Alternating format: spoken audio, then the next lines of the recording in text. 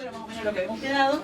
Habíamos visto alguna suerte de fotomontaje y ahora vamos a ver el fotomontaje constructivista, porque el fotomontaje constructivista está relacionado con una circunstancia particular que un poco ya hemos introducido en la Unión Soviética de la década del 10, que se produjo la revolución, ¿sí?, rusa en el 1917, y entonces a partir de que se produce esta revolución hay un llamamiento, si se quiere, de Stalin, a que los artistas ya no podían seguir haciendo obras, digamos, cuya finalidad fuera la contemplación estética, que hasta este momento, y en la verdad y siempre va a seguir igual, o sea, una de las grandes de las condiciones que se ha de alguna manera mantenido dentro del arte, es que el arte, su función central tiene que ser estética, ¿sí?, o sea, de contemplación. Hay un montón de modificaciones, pero sigue pegada esa idea, la idea de arte. Entonces, en Rusia esto se va a modificar un poco porque Stalin solicita a los artistas y a digamos, a los agentes culturales en general que se alineen con el sistema, digamos, comunista, y que produzcan arte para la revolución o para este nuevo sistema. Ya no que tenga una utilidad o una finalidad estética, sino que tenga una finalidad práctica y real, ¿sí? Entonces hay muchos artistas que van a girar, por ejemplo, al trabajo con afiches, que van a estar dando cuenta de esta nueva condición de la Unión Soviética. ¿Ese artista que era argentino también lo hizo? No. Pero eso sí, porque Antonio Berni, por ejemplo, pero ese grupo de artistas, Antonio Berni, Filibergo y todos los que se adhirieron o se afiliaron al Partido Comunista Argentino, habían lineamientos, pero eran unos lineamientos no tan rígidos como en este momento, que era el 17, que era la instalación del régimen y la redefinición de los lugares dentro del régimen, de los agentes culturales. En realidad lo que va a pasar es que, digamos, se largaban como una suerte de manifiesto escrito, no sé qué formato tendrían en la Unión Soviética, en donde se eran los lineamientos a seguir, digamos, para ser comunista. Estos lineamientos atravesaban todos los órdenes: el orden educativo, el orden económico, el orden político, el orden social, el orden cultural y el artístico. Dentro del artístico, allí se bajaba línea, de alguna manera por decirlo, cuáles eran los temas que debían privilegiarse, que siempre era la figura del trabajador, emular de alguna manera la figura del trabajador, dentro de una estética que tenía que ser realista, o sea, realista en el sentido representativa, figurativa y realista, que llegamos a este tipo de cosas, súper realistas, ¿sí? O sea, que trabajan con fotomontaje introduciendo elementos mucho más icónicos de la realidad. ¿Con qué intencionalidad? Con la intencionalidad de que sean imágenes comprensibles para, digamos, la gente que ha habitado en Rusia y no para un público aficionado especialista en arte. ¿Sí? Esta es la diferencia, que se identifica que el arte es una cuestión elitista, que hasta el día de hoy en mucho lo es, depende de las prácticas, pero en general las prácticas son elitistas, la formación de esta universidad también, porque no tiene vínculos con lo social fuerte. Hay un cambio, hay reforma plan que se busca, pero hasta el momento la facultad vive casi desvinculada de la sociedad, como si el arte nada tuviese que ver con eso, ¿sí? Es algo que rápidamente hay que modificar. Así que bueno, estas son las líneas, esta es la modificación que se va a hacer. Esto no significa que en Rusia no hayan artistas que sigan produciendo en pintura de Caballete, porque lo que vamos a ver acá es un total y completo abandono de la pintura de Caballete, pero también vamos a ver artistas como Malevich, que trabajaron, que fueron los que después, esta misma gestión, cuando se vuelven autoritarios, terminan diciéndole que eran unos degenerados, o sea, que eran arte degenerado, que lo habíamos hablado con ustedes, sí. ¿No? Bueno, claro, la idea de arte degenerado con respecto a las vanguardias, y sobre todo a las vanguardias no figurativas, son términos que empiezan a acuñarse o a ser utilizados, los artistas empiezan a ser violentados a partir de estos términos, cuando empiezan a ser totalitarios los gobiernos. Por ejemplo, Hitler, cuando se vuelve totalitario los gobiernos comunistas, con Mussolini, con Franco, o sea, va a ser en esta década que van a ser los ascensos del totalitarismo, incluso en el régimen comunista, porque después se supo, no sé si ustedes saben, esto me lo dijo Luis Quesada, un artista acá en Mendoza, que él era comunista en ese momento, en el 50 era comunista, o sea, el comunismo tuvo distintos momentos en que floreció muchísimo entre los intelectuales, los artistas de Argentina y de América Latina. Entonces él comenta que ellos crean un club que se llama el Club de Grabado Mendoza, ya se lo voy a mostrar, que tiene imágenes variadas, idénticas, pero que hay algunas que están más apegadas a esta idea, digamos, que bajaba el comunismo. Entonces ellos dicen que uno mira todas las estampas del Club de Grabado, que son un montón, y uno ve que empiezan a modificarse y empiezan a introducir elementos, por ejemplo, no figurativos, geométricos, así que pasó. Y lo que pasó es que estos tipos se desvincularon del comunismo cuando se dio a conocer un libro, que por lo menos acá en Argentina fue por ahí por los 50, 40, que se llamó El Dios Desnudo, en el que se dieron a conocer la cantidad de muertes que habían habido durante el stalinismo, que las imágenes son exactamente iguales que el holocausto de Hitler, Entonces, cuando se vio que era un régimen, porque en líneas generales el comunismo se pretende siempre un régimen horizontal, claramente, que es el funcionariado. realidad. Pero hubo mucha muerte por disidencia, por pensamiento, o porque esto se conoció, entonces muchos artistas se vincularon también de esta propuesta. Bueno, entonces tenemos esta obra de Clusez que se llama Historia de Rusia, y acá es donde los artistas se ponen al servicio, como les decía, del régimen, ¿sí? de emular o de difundir los valores del régimen. Claramente son afiches altamente políticos, como ustedes lo ven, por el rojo de fondo, por el contraste, son fotomontajes. Bueno, eso, no sé, el resto de la tipografía de impacto, claro. La letra de fácil legibilidad, la tipografía en bandera, eso también es un recurso, parece una bandera junto a la letra, pero quiere decir la tipografía que tiene un margen y de ahí se mueve así, ¿no? Que te lleva siempre al mismo punto para poder ser leída con mayor facilidad. Sí. ¿No? Eso también tiene que ver con esto de el impacto, de la lectura rápida. Bueno. Del lenguaje accesible, incluso fíjense que visualmente con la imagen, no con el texto, porque como dice Ana, el texto claramente se adecua, que está bueno, se me he dado cuenta, que es un texto bandera, pero además fíjense que la imagen es una imagen sencilla de aprender, ¿sí? O sea, a lo mejor nosotros estamos distanciados del tiempo, que está en ruso, pero en realidad es un elemento que no logro que es una torre, que está... Parece una torre de... Están levantando una torre. Claro, como una grúa, una torre que están en tres posiciones. O sea, es como la secuencia. Claro, hay una secuencia y están los operadores abajo, esta Rusia que se está construyendo nueva, porque esa es la idea general que vamos a ver en los afiches. Esta nueva Rusia que se está construyendo, o esta nueva Unión Soviética, para ser más específica con el lenguaje, que se está construyendo en este momento, ¿sí? Y que es como, serían las primeras épocas en las que se pretende una Rusia próspera, una Rusia horizontal, una Rusia que construye, que se va generando, bueno, que va construyendo, que se va haciendo esta nueva Rusia. Entonces, de esto van a empezar a dar cuenta este tipo de imágenes, que además te están respondiendo, como habíamos dicho, bueno, yo decía, porque ¿no? Hay estas nuevas formas de afiches, digamos, modernos, que habíamos visto que se inauguraban con el Club de Tres. Quizás para nosotros que no estamos dentro de estas épocas y demás, nos resulta un poco más complejo leerlas, pero estos afiches en ese momento era claro hacia dónde apuntaban, al posicionamiento, a la unión al régimen, al avance de esta nueva Rusia, o sea, todos estos elementos que estamos diciendo, que van a figurar así también esas formas en diagonales, que estamos viendo que son muy fuertes, que van a estar muy marcadas como, no sé, va a parecer un elemento, ahora que lo pienso, estoy pensando ahora, por eso no lo construí mentalmente, pero ya vamos a ver cómo esas formas de diagonal, esas formas como que parten del centro y se amplían hacia afuera. Radiales. Radiales, es un elemento bastante característico de la cartelería, o de los afiches de este momento. Mirá con la clase que nos dio el afiche en la sala aparte, sí. Bueno, estas serían otras... una línea de producción dentro de la Unión Soviética en la que, como les digo, un grupo de artistas se ponen al servicio de los ideales de la revolución, ¿sí? Y van a hacer arte claramente político y un arte que va a hablar positivamente del gobierno de Stalin, ¿sí? Y una imagen canónica, porque después en la Rusia revolucionaria se van a retomar estos esquemas y también en el peronismo. Después de ver los afiches del peronismo van a ver que hay recursos muy similares. O sea, instauran un canon de afiche político. Claro, miren, a ver, si nosotros pensamos cuál es la primera forma política de afiche político, claro, o sea, una forma, digamos, muy pregnante que después va a pasar al afiche político es la libertad guiando al pueblo de la Croacia, y eso dígame que por favor si lo hemos visto. Si hablaba en referencia a cosas que sí. Esa imagen de la mujer levantando la bandera, etc., esa es la primera transpolación que se va a hacer de alguna manera del arte a una imagen que va a pasar a ser afiche político de todo el tiempo, ya lo vamos a ver en Argentina.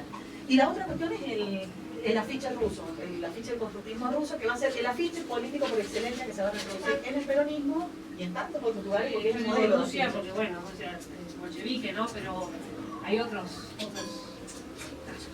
pero es que es como paradigmático, mira, yo lo que vos decís. Es Franco también, Franco, Hitler, esta recurrencia al realismo fotográfico, la reducción de los planos, ¿no? Frecuente. Tal cual. La idea, claro. Bueno, Wagner. Bueno, hoy tienen de nuevo las diagonales que yo les digo que son muy notorias, que siempre parten de un centro y explayándose hacia afuera. Sí. Y bueno, y aparte esta inclusión también del trabajador-trabajadora, el llamamiento, digamos, a los diversos sectores poblacionales, ¿sí? Que no sé qué puede decir, pero es un llamamiento claro. Fíjense que este sí que responde a la noción de afiche moderno, empezado con esta tradición del impacto de los japoneses, etcétera, etcétera, que habíamos hablado en la clase pasada, porque es un afiche sencillo, un afiche claro, incluso el ordenamiento del texto, de la imagen. Este afiche es alucinante, este afiche para mí es mi favorito, me encanta. Así que bueno, esta es de alguna manera la estética, no solamente en afiche, sino que hubieron muchísimos proyectos que se llamó Factografía, esta línea de trabajo de los artistas, en la que además empiezan a diseñar proyectos para mejorar las, o sea, como si fueran diseñadores o arquitectos, para mejorar las condiciones de vida en la Unión Soviética. Entonces hay un montón de proyectos utópicos, muchos se hicieron, varios se hicieron, no la mayoría de los que tuvieron, pero sí muchos se hicieron, ¿sí? ¿Conocen? No traje fotos, pero conocen la sí traje, la tercera internacional. Creo que no la traje, vamos a ver si me arriba y la puse. Bueno, después vuelvo a la tercera internacional. Acá tienen otro fotomontaje, bien interesante. Obviamente que este más artístico, menos claro en cuanto a publicidad del régimen, pero bueno, les voy mostrando distintas cuestiones de fotomontajes, que habíamos visto fotomontajes de verdad que tenían muy otro tono, salvo el de Hannah Hodge y el alemán, el dadaísmo de versión alemana, que era bien político, bien complicado. Pero como les digo, en la Unión Soviética van a estar por un lado esta línea y después los artistas que no van a abandonar, no van a abandonar ni el lienzo ni la idea de obra cuya función sea esencialmente la estética. Bueno, digamos las propuestas de vanguardia, en líneas generales, toda la primera vanguardia europea, que la podemos situar entre los primeros años del siglo XX, considerando que hubo unos antecedentes que fueron los Van Gogh, Cézanne, estos precursores del arte moderno, y hasta, ¿qué les diría yo? Hasta que se inicia la Segunda Guerra Mundial, que va a ser en el 39, va a ser el momento de alguna manera de despliegue de la vanguardia europea. Porque después cuando se inicia la Segunda Guerra Mundial, entre el 39 y el 45, ustedes sabrán que Europa quedó destruida. Los artistas se habían exiliado, las artistas, todo el que pudo, se exilió de Europa. Y muchos de los artistas que se exiliaron fueron a parar a Estados Unidos.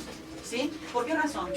Porque a raíz, ustedes lo saben, que a raíz de la intervención de Estados Unidos en la Segunda Guerra Mundial, es que de alguna manera se logró que uno de los frentes perdiera, que es el alemán, el nazi. ¿Sí? Entonces Estados Unidos, a partir de esa intervención, empieza a tener un rol, de alguna manera se redibuja dentro del mapa mundial, si se quiere, transformándose en la gran potencia que está el día de hoy. No significa que no lo fuera, pero ahí a partir de la Segunda Guerra Mundial se posicionó en el Estados Unidos que conocemos hoy por hoy. Y ni lerdo ni perezoso, digamos, en esta idea de transformarse en una gran potencia, buscó capitalizar a todos los artistas, o a la mayoría de los artistas que se habían exiliado, para que formaran a las nuevas camadas de artistas europeos, artistas americanos que estaban ahí, norteamericanos. No fueron los únicos, porque Diego Rivera también les dio muchas clases allí a la primer grupo de la Escuela de Nueva York, en la que estaba Jackson Pollock, para darle algunos nombres si les suena, Willem de Kooning y Mark Rothko, que son los más importantes entre otros. ¿Sí? Entonces, digamos que fíjense, lo que va a terminar haciendo la Segunda Guerra Mundial es destituir desde un lugar que después no volvió a recuperar nunca más Europa como centro del arte. Sí, va a tener eventos como la Bienal de Venecia, que es muy importante hasta el día de hoy, la Documenta de Kassel, pero otro día me enteré que Kassel, yo, la verdad, que uno no sabe para qué trabaja, que la Documenta de Kassel, que es un pequeño pueblo en Alemania, que se hace el evento más importante de arte contemporáneo occidental, cada 4 años, resulta que Kassel, en ese pueblo, fue como uno de los centros de exterminio más fuertes de Alemania, en Kassel. Y de ahí sale este evento que fue. Bueno, qué feo, ¿ah? Qué horror, me enteré hace 2 o 3 días, digo, qué fuerte. Menos mal que cuando fui a la Documenta fui a alguna sede que aún no es la iglesia, ¿sí?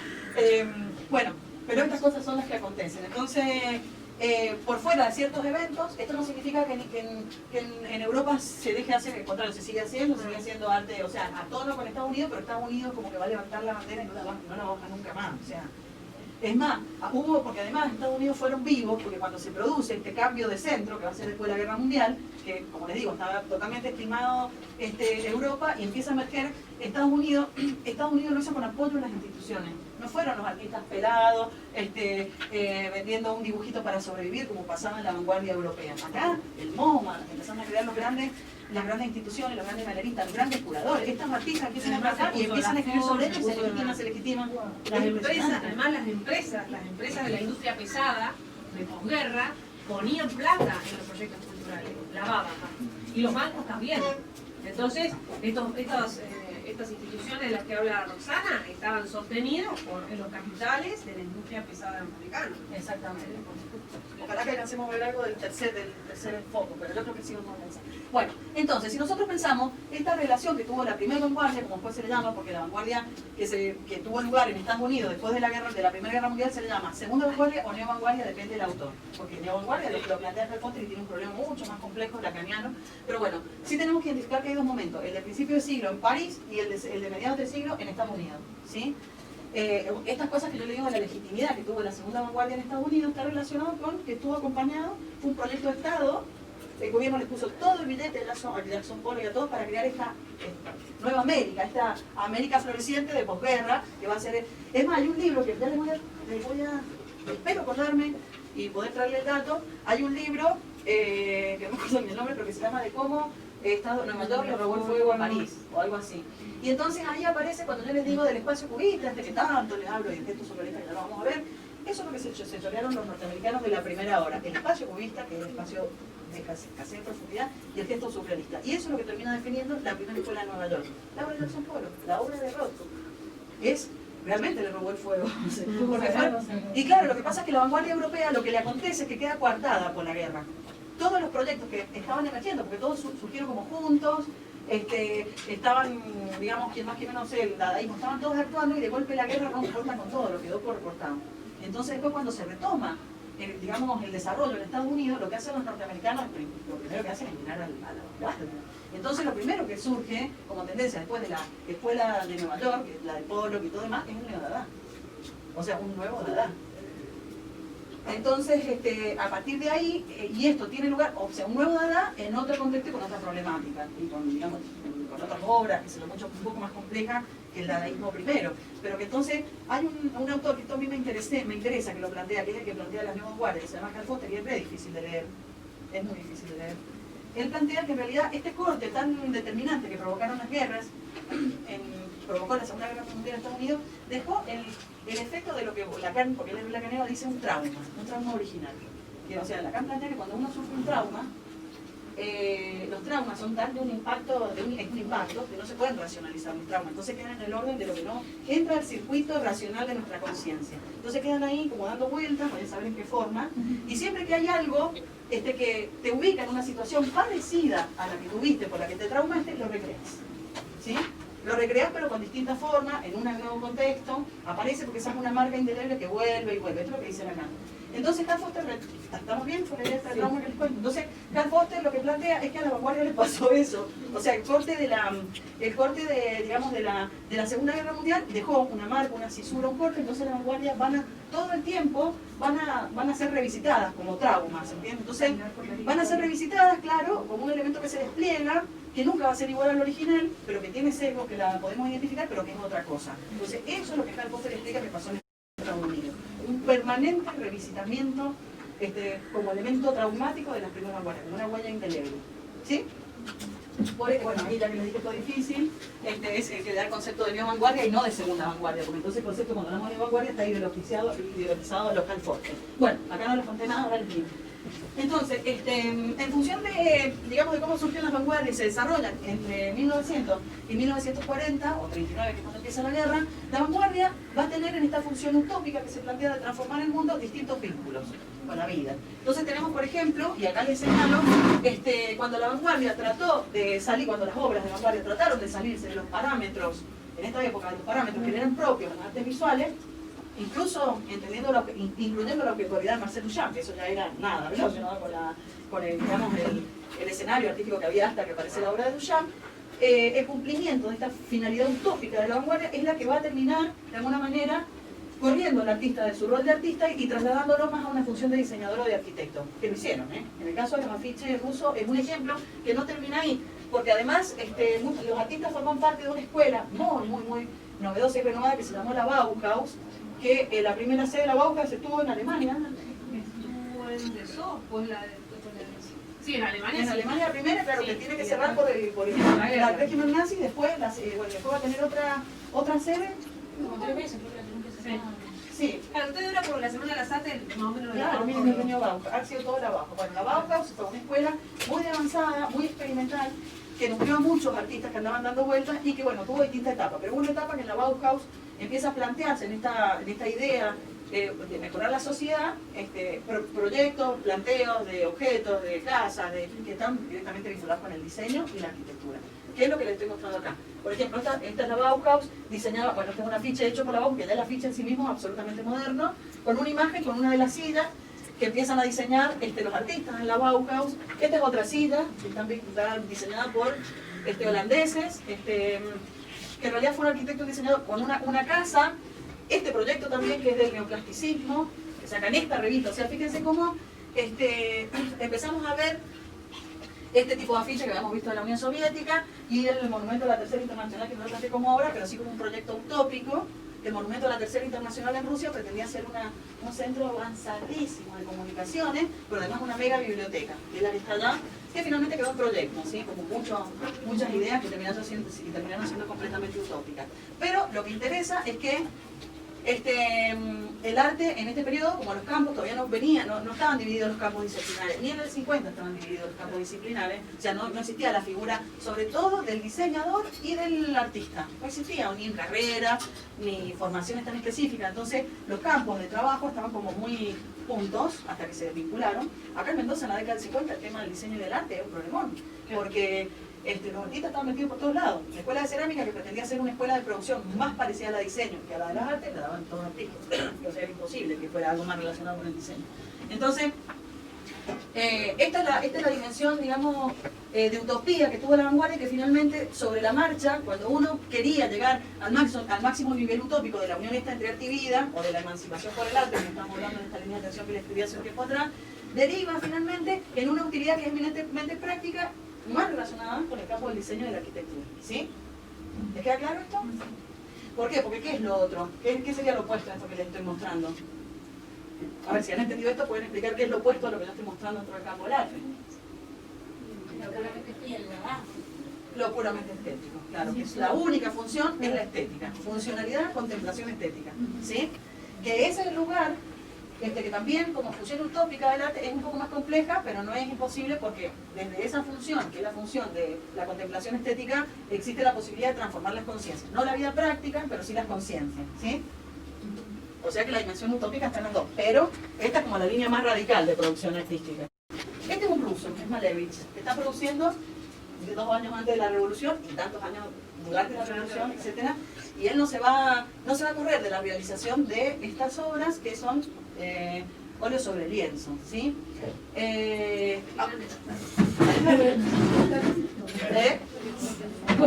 Lo que pasa es que cuesta porque es algo nuevo, absoluto, y cuesta porque era nuevo, hoy cuesta, imagínense en el año 1915. Estos artistas ni siquiera eran considerados artistas, eran considerados diseñadores. No entendían bien lo que era diseñador en esa época, pero el diseñador estaba más vinculado con el dibujo, con la gráfica. Entonces estos artistas, cuando hacen esta obra, las esconden en este momento, porque ni ellos sabían si esto era arte. O sea, era tan radical que ni ellos sabían que esto era arte. Pero Malevich pasó a la historia todos los tiempos por estas obras, sobre todo por una obra que hizo, que no les traje el ejemplo ahora, que se llama Cuadrado Blanco sobre fondo blanco y pintó la nada. Claro, pero imagínense. Eso, o sea, cuando nosotros hablamos que de acuerdo a las cronologías, de acuerdo al desarrollo y a la teorización, porque todo esto son construcciones, esto lo podemos derribar todo y empezar de nuevo, ¿sí? Y ordenar las cosas de otra manera. Pero como están construidas, como está construido el relato hegemónico de la historia del arte occidental, que es la que les estoy contando, que le roba y que todo esto que les he contado, es la historia del arte hegemónico, que es lo que aparece en un libro, cuando aparezca otra le iremos a poner una cuestión. En este relato hegemónico, la propuesta es que el arte, desde el Renacimiento, ¿sí? A partir de que se construye este espacio plástico, que ya les comenté, hasta la destrucción de ese espacio plástico con la vanguardia, es el relato que se produce eso. En el Renacimiento se construye un espacio y una forma, la vanguardia destruye ese espacio, construye múltiples, ya no uno, sino variedad de todo, y a partir de ahí, y hasta la década del 60, que va a ser el cambio de gente que se arranca después de la guerra, se va a producir un fenómeno de desmaterialización del arte. O sea, un fenómeno en el que se va a ir abandonando todo tipo de materialidad hasta llegar a unas formas que son de arte conceptual. O sea, que solamente cuando nosotros hablemos de arte vamos a hablar de concepto. O de una persona que se para y se pone a hablar, o sea, el nivel de apertura y el nivel de experimentación que lo ves no tiene límite. Hasta la manipulación genética del color, un conejo, bueno, mil cosas que han pasado. Pero ¿esto tenía sentido de provocación? No. A todo lo contrario, tenía hay una cuestión que es difícil de entender, pero que es así. Todo lo que va a estar vinculado con la emergencia, que son varios focos que vamos a ver. Yo les voy a mostrar a Kandinsky, les voy a mostrar a Malevich, les voy a mostrar el de Steele y el neoplasticismo, que es lo que vimos recién, que derivó en estas construcciones que vimos recién. Pero hay otros focos, como por ejemplo Bélgica, hay un montón de focos que no estamos contemplando, en el que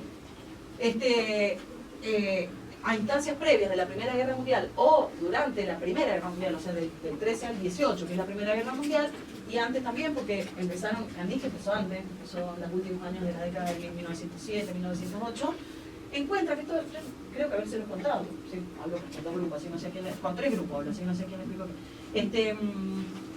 Encuentra que las formas representativas, lo icónico, lo que entendemos como figurativo, no puede dar cuenta de un estado, ¿qué les podría decir? Subjetivo, emocional, de conciencia, por el que estaba atravesando de alguna manera la sociedad occidental frente a estas situaciones. Se le terminaron las palabras y se le habían terminado las imágenes al Batista. Entonces tenían que buscar otra forma de alguna manera de expresarse, manifestarse, que abriera otras posibilidades, porque lo que había ya no podía dar cuenta de lo que estaba pasando.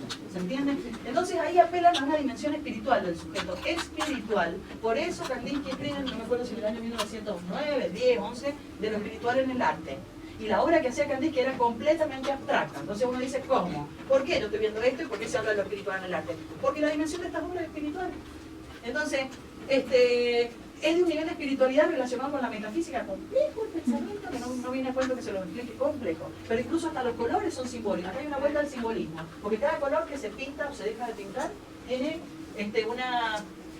¿cómo le diría? Un sentido. Un hermenéutico. Claro, tiene un significado y un sentido. Entonces cuando nosotros miramos estas obras y nos parecen así, tan cargadas, sobre todo en la época, a mí me alucinan, ¿eh? Yo estoy del lado contrario a lo que ustedes están. A mí, Malevich, lo amo y me alucina. Y fue el que me marcó el camino en esta facultad.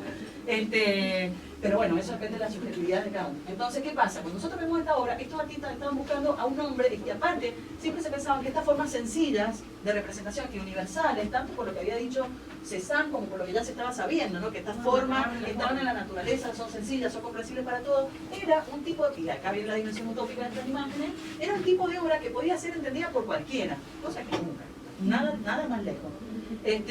Pero sí se entendía, claro, se entendía que podían ser comprendidas por cualquiera. Entonces, por ejemplo, yo les puedo explicar, si quieren, pero no me van a explicar lo que decimos que es tan difícil, de la línea espiritual, lo que entendían el color simbólico, mamita, eso es complejo. Aparte, porque no es solamente la vinculación de los colores con la dimensión espiritual, sino además con los astros y la divinidad, la vida.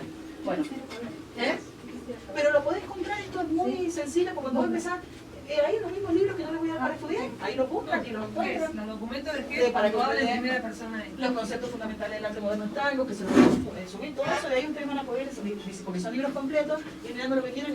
Aparte ahí están muy bien desarrolladas dos cosas. La factografía del arte ruso, como uno lo encuentra desarrollado muy bien, todo lo que les expliqué del fotomontaje, que eso está bastante bien desarrollado ahí.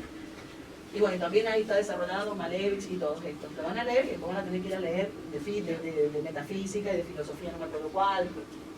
Complicado. Yo lo leo cada vez que lo tengo. Cuando daba contemporáneo me lo sabía. Cuando queda contemporáneo lo saqué. Dejé espacio en el disco de duro. Bueno, pero en este caso en el de Malevich sí les puedo comentar algo. Malevich planteaba su manifiesto, que lo pueden leer. Además hay un montón de manifiestos del neoplasticismo, el manifiesto del suprematismo, que es lo que estamos viendo. Entonces lo pueden leer y pueden trabajar lo que quieran, son obras de vanguardia. Entonces, ¿qué planteaba? La supremacía de la sensibilidad pura.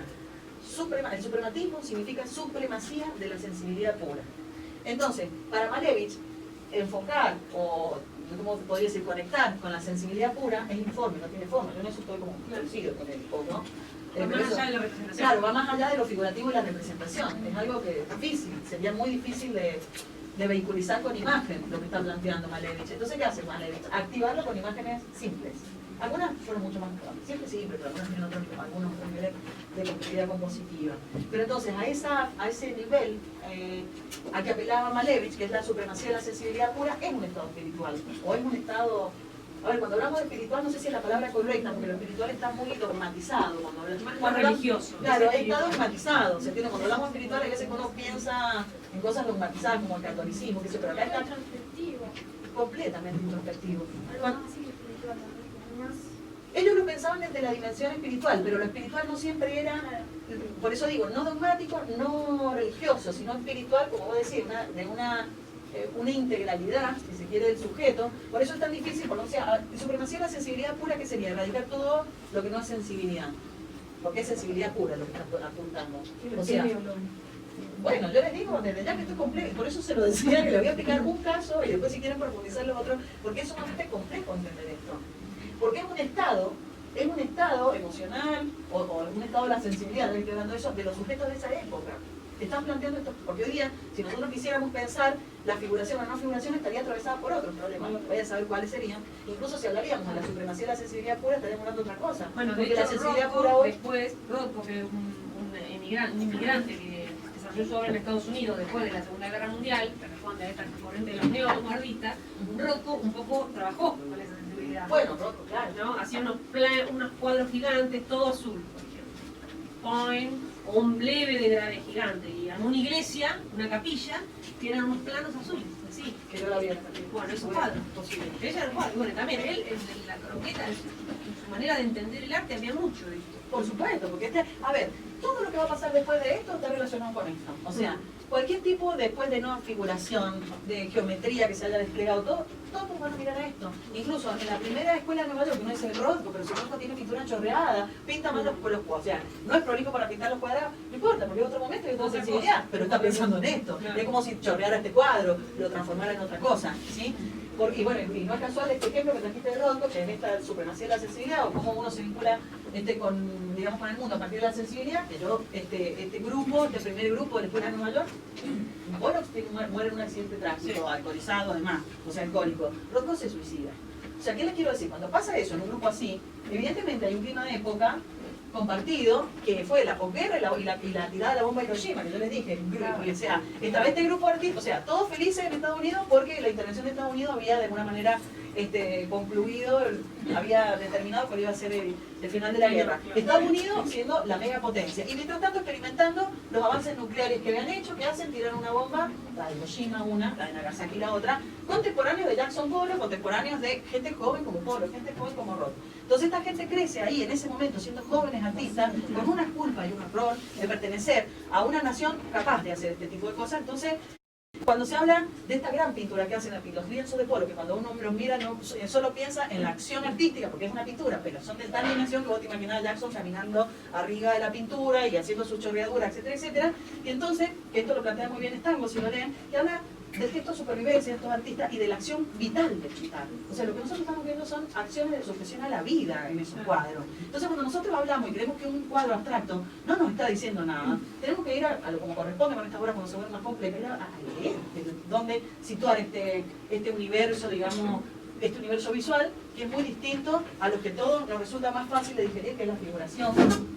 Lo anecdótico en el sentido del tema, que por ahí nos introduce, porque a veces uno dice anecdótico pareciera ser que es algo peyorativo, no es esa la idea, sino lo temático, lo que nos permite pensar en un tema. Pero esto, que es tan abstracto y parece que nada, tiene un trasfondo bien complejo, un trasfondo en el que se está buscando apelar a la sensibilidad de este nuevo sujeto, un sujeto que está a punto de ir a una guerra mundial. A ver, entendamos una cosa, cuando se produce la Primera Guerra Mundial, hay pánico, o sea, es la Primera Guerra Mundial, todo el mundo en guerra, dos enfrente, no se sabía qué iba a pasar. Claramente, digamos, los individuos estaban en una situación de desconcierto absoluto. Y estas pinturas, abstractas, empiezan a hablar de ese desconcierto absoluto. Y empiezan a plantear una cuestión tan compleja que sostienen estas pocas, digamos, elementos plásticos que son complejas. Claro, lo interesante... Bueno, porque lo que está enfrente son elementos sencillos. Si nosotros pensamos en esta cruz negra, es una cruz compuesta por 4 cuadrados, o sea, cuadrado central y 5, perdón. 5 cuadrados. En esta etapa vamos a ver mucho que él va a trabajar con elementos cuadrados o círculos impecables, cuadrados y círculos. Después va a pasar unas composiciones más complejas. Pero detrás de estas obras está lo que les digo, esa dimensión subjetiva. Bueno, acá tenemos otro, recién estamos en la Unión Soviética, ahora pasamos a Holanda. Este grupo que se conoce como neoplasticismo, el neoplasticismo, la revista que publican es The Stihl, que estaba puesta recién cuando les mostré, ahora se los vuelvo, para que vean. The Stihl, con J y L. Ahí está, The Stihl. Ese es el órgano difusor, porque además estos artistas podían tener revistas, entonces eran muy difícil tener una revista. En esta época podías producir y además tener un órgano de publicidad de tu propia producción y de tu propia ideología, que acá en los 50 también se hizo. pero bueno, ahora es difícil. Entonces, la revista de Steel es la que va, el órgano de publicidad del neoplasticismo holandés, en el cual estaba conformado por artistas y arquitectos. Artistas y arquitectos, sí. Piet Mondrian y Theo van Doesburg, que son estos dos artistas, son como los centrales. Yo les voy a hacer un ejercicio muy tonto, pero este ejercicio tonto, si lo descubren, o sea, una tontera, produjo la decisión, la separación de estos dos artistas del grupo, se tuvo que ir Van Doesburg. Fíjense estas obras que tienen de similar y que tienen de diferente. Los colores tienen similar y la dirección de la dirección de la línea ISO.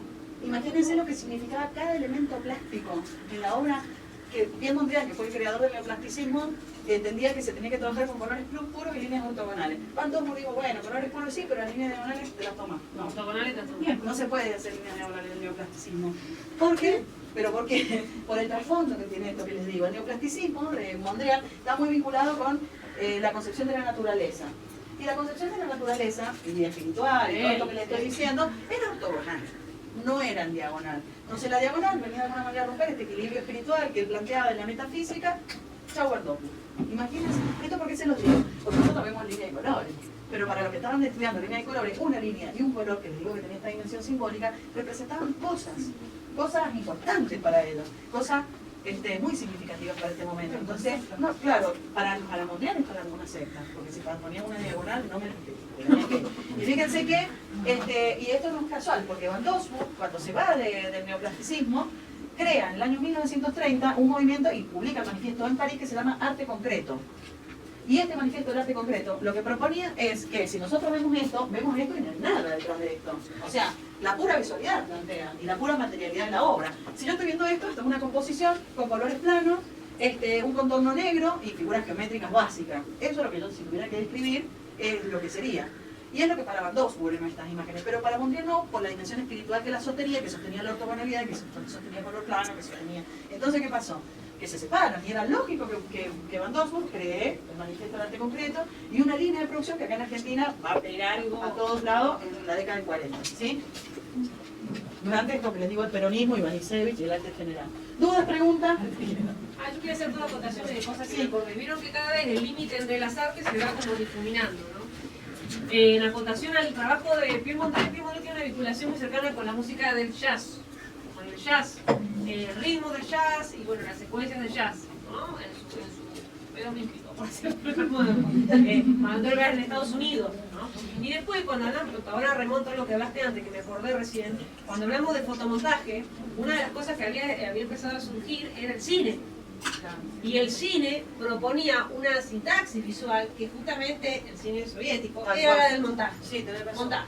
Entonces hay una película muy famosa que se llamó El acorazado Potemkin, donde Eisenstein, que era su director, proponía una poesía que él decía, se produce mucho impacto si yo pongo dos imágenes que no responden al mismo contexto, pero que juntas se potencian. Entonces, por ejemplo, un tipo, la típica, ¿no? Tipo que está estampado contra el acorazado en una parte del barco y los anteojos se le revientan contra los ojos y sale sangre, con la boca así, típica imagen del acorazado Potemkin, puesta al lado con la... Pónganse, estoy mezclando las imágenes, pero al lado a la vez que aparece, el tema de que apareciera a la vez de esa imagen que se movía, otra imagen que se movía al lado que era un carrito de bebé que se desbancaba por una gran escalera, la escalera de Odessa. Eso es genial. Entonces, es mucho más fuerte la proyección de las dos imágenes juntas que la de una sola. Claro. Esa es la idea de montaje, dicha en criollo local. Pero bueno, esa noción de montaje, imagínense 4, 5, 6 imágenes. Puede venir el videoclip y ustedes se van a reír. Eso ya tenemos en la corriente, pero en ese momento era un gesto formal de vanguardia, porque a eso suman la banda sonora, suman el tiempo de proyección, suman el contexto de proyección, es una bomba de tiempo. El acorazado Potemkin sigue siendo hoy una lección para cualquier cineasta. Sí. Entonces, esa idea de montaje, de la incorporación del tiempo en la imagen y el tiempo a la vez, paralelo, sincrónico, se transfiere a la imagen del fija, del fotomontaje en este caso, el montaje ruso, el fotomontaje. Eso para el fotomontaje y esto para el jazz. Claro. Bueno, ya que... no, pero todavía no lo hablaré más, pero... Bueno. La parte, la verdad que la parte de... Bueno, ahí tienen algunos ejemplos. La casa esta neoplasticista que la hace Jerry Whitman, que es la casa Schroeder, que se la conoce hasta el día de hoy, en la que se busca de alguna manera desplegar las búsquedas neoplasticistas en una cuestión funcional, que era esto que les decía yo de esta intencionalidad de unir arte y vida, ¿sí? Y ahí está la silla que les mostraba, el silloncito ese, que está arriba de lo rojo. Estaba con las otras imágenes que compartí. Proyectos utópicos que claramente quedaron así aislados, que los podemos ver así como muy separados, porque en primer lugar es muy difícil trasladar el concepto artístico, es lo que funciona dentro de un campo de una imagen artística, a desplegarlo en el espacio más que otra cosa. Claramente cambia, se transforma, y se resignifica y sobre todo se resignifica de la dimensión del diseño, no del arte. ¿Sí? Entonces otro mambo, como dice otro Vittorio. Claro, exactamente. Bueno, señor Kandinsky. El señor Kandinsky, muchos dicen, y esto no es cierto, porque claramente se ha investigado, que los orígenes de la abstracción en el arte están en manos de mujeres, artistas, y no de hombres. Pero bueno, a Kandinsky se lo considera el primer artista abstracto de este periodo. A ver, toda esta obra, porque es una obra de la segunda etapa. No me digas que no traes que obra de la primera etapa. A ver, 1914, sí. Bueno, entonces estas acuarelas, estas son acuarelas, no óleo sobre. ¿Este es un óleo? Ah, qué suerte, lo puse bien. En líneas generales, Kandinsky trabajaba mucho con acuarela. Por eso me la vi y dije, esto es una acuarela. Miren esto, parece una acuarela, qué loco. Bueno. Dicen las malas lenguas, yo no lo creo y no debe ser cierto, que la figuración, la abstracción aparece cuando Kandinsky ingresa a su casa, se había colgado, se había caído un cuadro de la pared, un cuadro figurativo, se había colgado, se había caído de la pared, se había dado vuelta, y cuando él entra y ve, digamos, toda la imagen dada vuelta, obviamente que la percepción de ese cuadro cambia, se modifica, y que a partir de esa representación que se transformó en no figuración por estar dada vuelta, le dio a él las claves para interpretar esto. Sería muy ingenuo pensar que es el origen de la abstracción. Es probable que eso lo haya pasado, pero no creo que sea el origen de la abstracción, por lo menos